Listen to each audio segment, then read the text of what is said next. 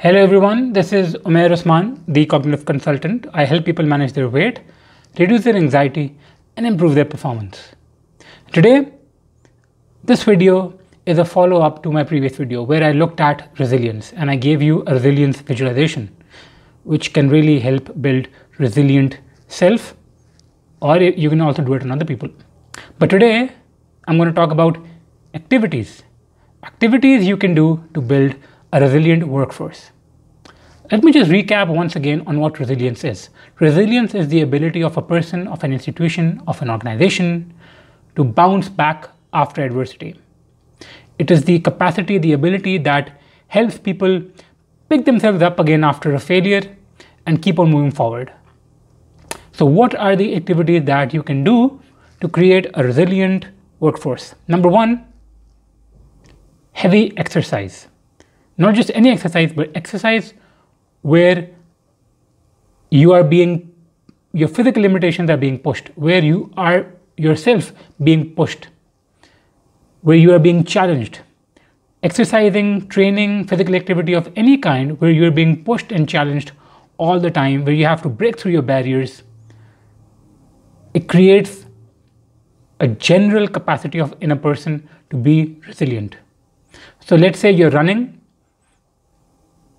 If you have never gone beyond a 2-kilometer run and you break that barrier and then you keep on breaking it, that builds resilience in you in a general way. Not just in exercise, not just in health, but in your general personality, it creates a capacity to be resilient.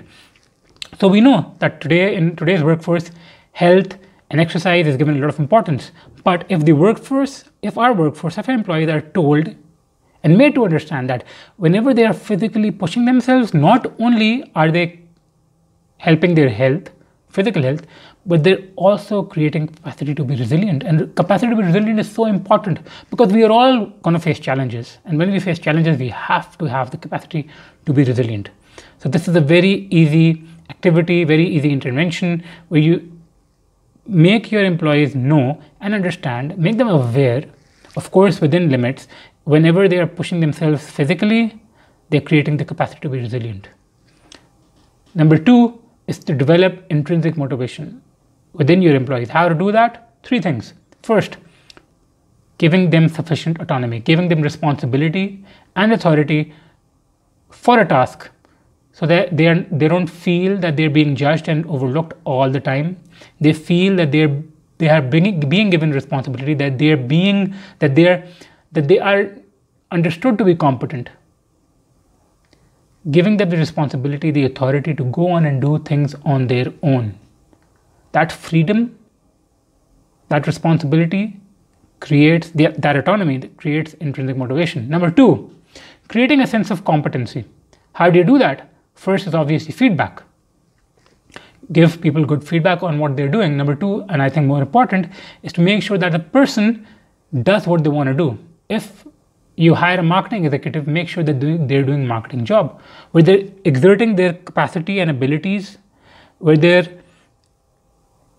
using and utilizing their skill set, and they're doing well, they're being competent, they feel competent. If you hire somebody to manage strategy, then they're managing strategy, and they're just doing that, and they're feeling competent because they're actually utilizing their skill set that they've learned, skill sets that they've honed over years, and they can feel that they're doing something good, something worthwhile. Creating a sense of competency, very important. Number 3, relatedness. Feeling connected to your team, feeling connected to the group, feeling connected to the executive team, to the leadership, feeling connected in a shared sense of community, feeling connected, related to the company objectives and purpose, feeling a sense of relatedness to what the company is doing, the cause, will create motivation, intrinsic motivation. And all these 3 things together, helping your employees feel competent,